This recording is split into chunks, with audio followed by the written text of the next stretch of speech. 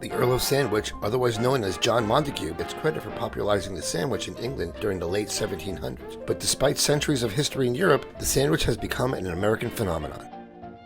There are exceptions, of course, like Vietnam's banh mi, France's croque monsieur, and the Middle East falafel. But let's talk about America. New Orleans gives us the po' boy, crispy seafood or slow-cooked roast beef on a baguette. Heaven. And the muffaletta sandwich.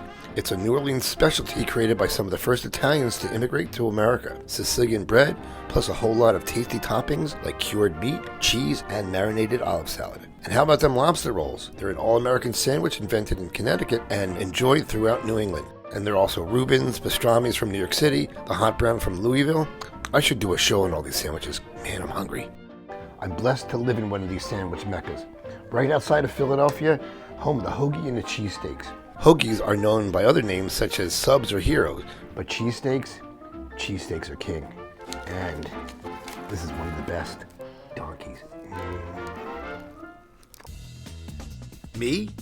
I'm a filmmaker, martial artist, writer, husband, father, and friend. But that's not all. I have a passion for food. Not just eating it, cooking it. It's a lifelong passion. Where I learned it? From my mom and my grandmoms. Great cooks. I'm not a professional, but I love copying great chefs. Mimic their techniques and recipes to feed my family and friends. So for the next half hour or so, sit back and enjoy and let me do the cooking on Bald Guy in the Kitchen. Beef stroganoff and cheesesteak sandwiches. In 1891, a French chef named Charles Bier won the St. Petersburg cooking contest with a dish he called beef stroganoff. This was the dish for the wealthy. Under the Tsars, the Russian upper class was super wealthy. They were particularly fond of Paris and often kept apartments there. At home in Russia, they maintained a bicultural atmosphere. Among those families, the Stroganoffs were among the oldest and wealthiest, with a massive fortune and a string of palaces and dachas that stretched from St. Petersburg to the Urals. It's possible that Briere cooked for the Stroganoffs, or it's also possible that the enterprising chef simply attached his recipe to a name synonymous with wealth and aristocracy, and created a story to go with it. Beef stroganoff quickly became a sensation, first in Russia and then in China. It was especially popular in Shanghai, known in the 1920s as the Paris of the East. Its arrival in the United States was through a second wave of Russian immigrants, members of the deposed upper class who grew nostalgic and began opening elegant restaurants for fellow expats. New York's Russian Tea Room, founded by former members of the Imperial Ballet, opens its doors in 1927. In 1930, the cheesesteak was invented in Philadelphia when Pat Oliveri, a hot dog vendor and namesake to Pat's King of Steaks, threw beef on his grill to make a sandwich. A passing cab driver asked for one too, and soon Oliveri had a following. So we've got to do a couple things before we actually make the steak sandwich. So the first thing I'm going to do, I'm making my own bread, by the way. Did I tell you this? Maybe I did, I don't know. I'm making my own bread. I'm going to make a little couple hoagie rolls, basically. So I'm starting with what they call the sponge. The sponge is flour, yeast, and water. And this will sit overnight. Let me just stir this up. Make it all pretty. Here we go, look at that. All right, looks good enough. I'm gonna let this sit. This has to sit and rise overnight. So I'm gonna put it over here, cover it with a towel, and we go on to making the meat. Now that the sponge is gonna rise, it's gonna rise overnight. This is gonna sit for overnight. I'm making steak sandwiches, as you know, but I'm making beef stroganoff steak sandwiches, and I'm using flank steak. Flank steak comes from the cow that's located below the loin. Cuts from this area are very lean, flavorful, and best when braised or marinated and grilled. But I think it'll be really good because I'm going to butter baste it with the beef stroganoff recipe. I'm also going to be using a rub, my rub, this rub right here, and it's going to be delicious. So I'm going to, because you know, guys know how much I like making barbecue and stuff like that. So I'm stepping this thing up a notch, as Emerald will say. So in goes the steak. So what I'm gonna do is I'm gonna put some of this on top of this guy.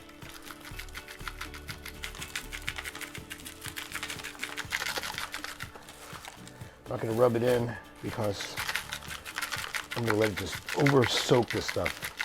It'll be amazing. This smells so good. It's my own secret recipe, and I will be eventually selling it. So hopefully you guys will like it. So here we go. This is gonna go into the fridge. All right, going in.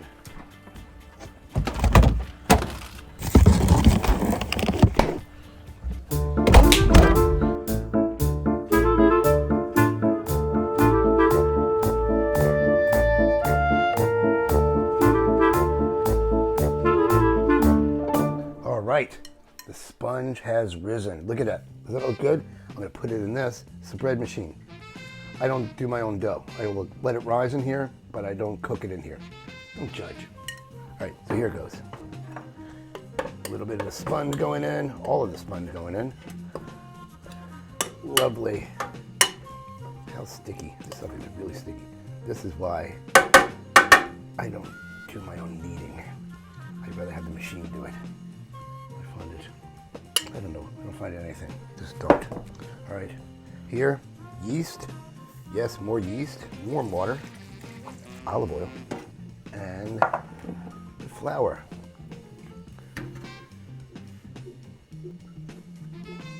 I'll set the.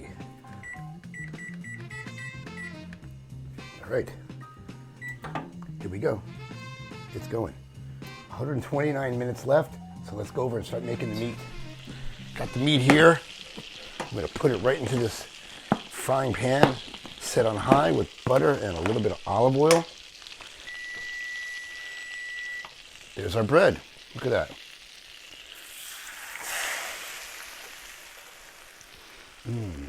What's better than meat basted in butter? I don't know. Let it go. We could let it sear on this side for a little bit. Seared on the other side. Let's turn it over. Look at that. Oh yeah, that looks good. Now we're gonna baste this in the butter. Butter, olive oil. This is looking good. This is looking really good. All right. Gonna check it on the other side, see what that looks like.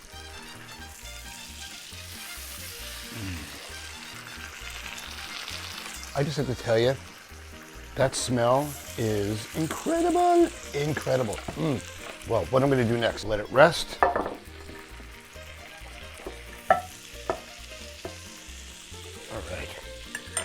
Because I'm going to slice it and make the gravy for it. But first, ow, it's hot, hot.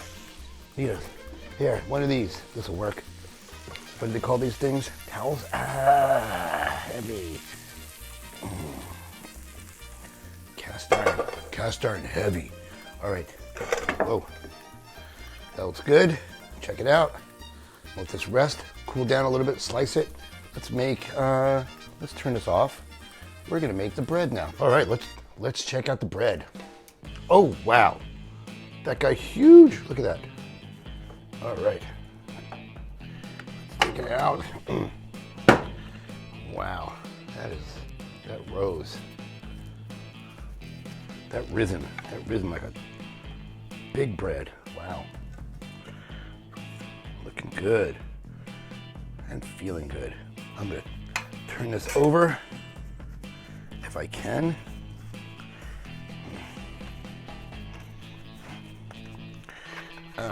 Stuck. Wow. Awesome. Never been a great bread person because of the stickiness. I know people are really amazing at it. I'm just okay at it. I love making it because I love the taste of fresh bread. That's why I use the machine. Even though I bake it in the oven, but I do like to have the dough rise in the machine. Don't ask me why, just like doing it that way. All right, just making a couple little loaves here. All right, oh, there we go. I just wish it would unstick a little bit, but that's not gonna happen. It's not gonna unstick.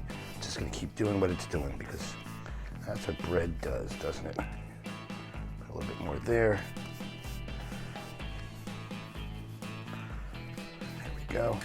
Slash the top.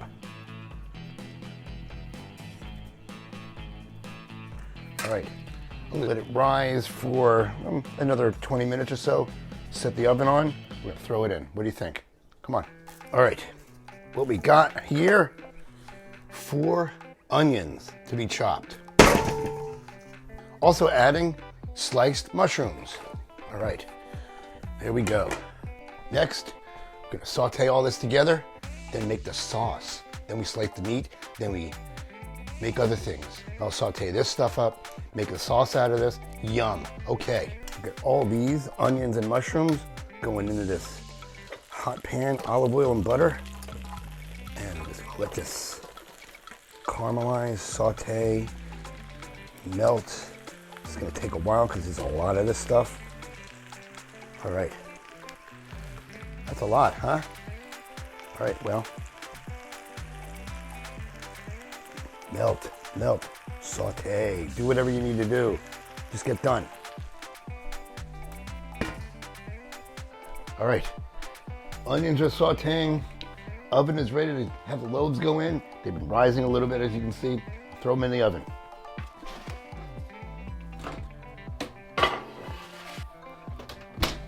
All right, and the onions are looking good. A little bit more in the onions, so let them saute a little bit more, get them a little bit caramelized, and we should be good to go. I don't know what I'm gonna do next. We'll see.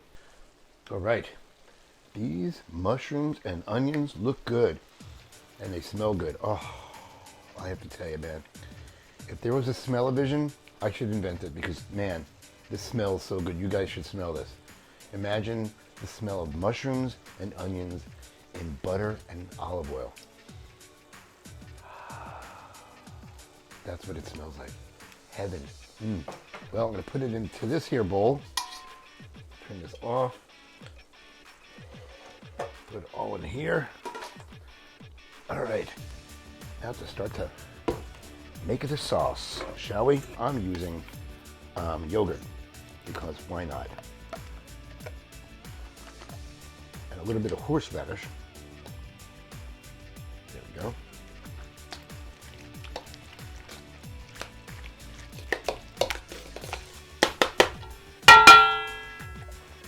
Wow, that smells really good. The horseradish in there. Wow, that's woke it up, man. Bow! Look at that. That looks good. All right, got the steak here. It's amazing. Steak looks amazing, as it should, because it's steak. All right, I'm gonna cut it this way.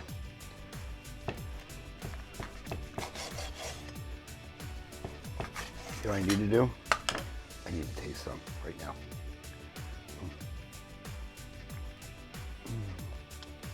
Right, next thing, throw it in this.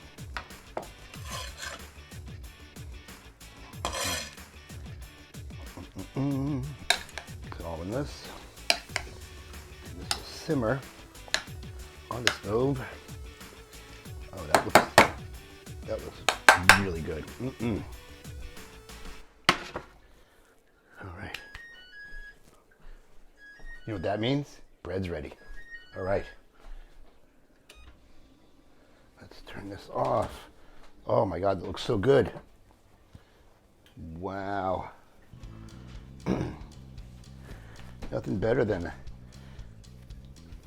beef stroganoff cheesesteak on fresh bread. All right, here we go. That looks good, huh? Not bad, considering I cheated. All right, let's get these off. Oh, wow.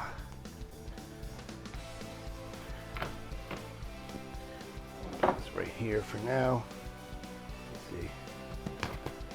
Oh, that smells good. All right, let these cool. Then we're gonna start serving it up. What do you think? Thanks. All right. It smells amazing. This bread's kind of falling apart a little bit. Well,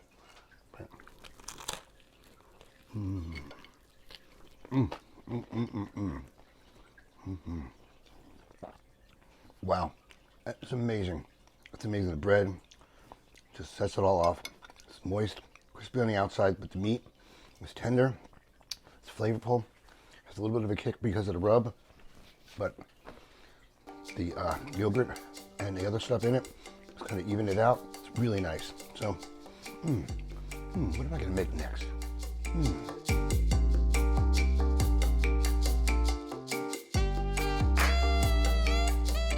If you enjoyed this video, then make sure you subscribe and hit the notification bell so you never miss a single one. Thank you.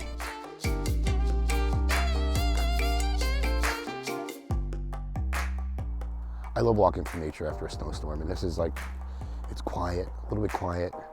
You hear some of the birds chirping, you see some of the animals walking around. That was my goal today, to do that. Do you have goals? What kind of goals do you have? Most people don't really have clearly defined goals. They have a goal, maybe, they don't have it written down. And if they do, they're vague about it. They don't really have a time frame as to when to reach the goal. They don't know how big it is. They have nothing. Bob Proctor divides goals into 3 different types of goals. You've got the A goal, the B goal, and the C type goal. An A goal is something that you know how to do, something that you've done before, like getting a new car. You bought a car in the past, you know how to buy a car.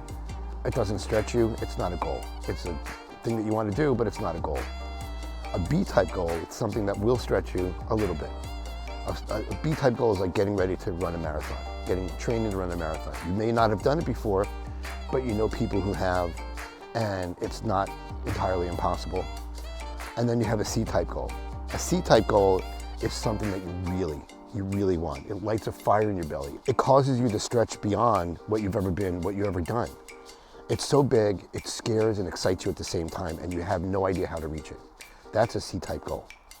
If you have a C-type goal, keep going for it, you got it. If you don't have a C-type goal and want to figure out how to do it, write out a list of 100 things, literally 100, go to 100 of things that you want to do, things that you want to achieve in your life, things that you want to have, things that you want to be, who do you want to become? Find the one goal in that whole 100 list that you have and pick that. That's your C-type goal. Then write out 100 times a day, I am so happy and grateful now that I have this, whatever your C-type goal is. And give a date, give a specific date. A year, 2 years, 10 years, whatever it takes. And if you don't make it after that time frame, push back the time frame. But don't give up on your goal, because that's something that's going to move you and help you grow. Have a great day. Thank you for coming, and I'll see you next time. Have a good one.